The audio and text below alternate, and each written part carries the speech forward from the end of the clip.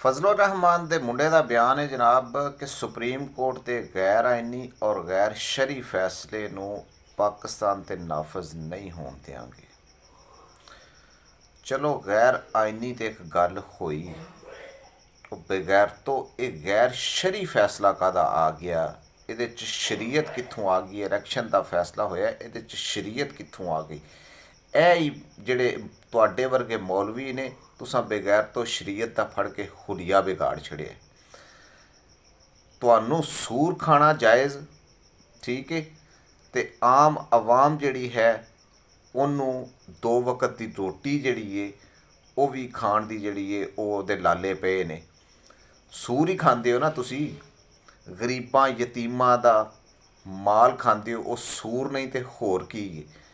ਜਿੱਥੇ ਤੁਹਾਡਾ ਮਤਲਬ ਮਫਾਦਾਤ ਦਾ ਮਸਲਾ ਹੋਵੇ ਬਗੈਰ ਤੋਂ ਉੱਥੇ ਸ਼ਰੀ ਮਸਲਾ ਨਾ ਵੀ ਹੋਵੇ ਉਹਨੂੰ ਤੁਸੀਂ ਸ਼ਰੀ ਮਸਲਾ ਬਣਾ ਦਿੰਦੇ ਹੋ। ਅਤੇ ਜਿਹੜਾ ਸੂਦ ਤੁਸੀਂ 21% 'ਤੇ ਲੈ ਗਏ ਹੋ, ਉਹਨੂੰ ਤੁਸੀਂ ਸ਼ਰੀਅਤ 'ਚ ਕੀ ਆਂਦੇ ਹੋ, ਜਿਹਦੇ ਬਾਰੇ 'ਚ ਅੱਲਾਹ ਪਾਕ ਦਾ ਫਰਮਾਨ ਹੈ ਕਿ ਮੇਰੇ ਨਾਲ ਖੁੱਲ੍ਹਾ ਐਲਾਨੇ ਜੰਗ ਹੈ।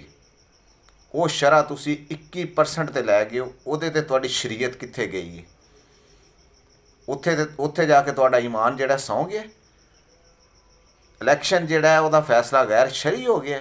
ਲੱਖ ਦੀ ਲਾਨਤ ਤੁਹਾਡੇ ਮਤਲਬ ਇਹੋ ਜਿਹੇ ਮੌਲਵੀਆਂ 'ਤੇ ਜਿਨ੍ਹਾਂ ਫੜ ਕੇ ਤੇ ਇਸ ਦੀਨ ਨੂੰ ਮਜ਼ਾਕ ਬਣਾ ਛੜਿਆ। ਇਸ ਸ਼ਰੀਅਤ ਮੁਹੰਮਦੀਆ ਜਿਹੜਾ ਹੈ ਉਹਨੂੰ ਮਜ਼ਾਕ ਬਣਾ ਛੜਿਆ।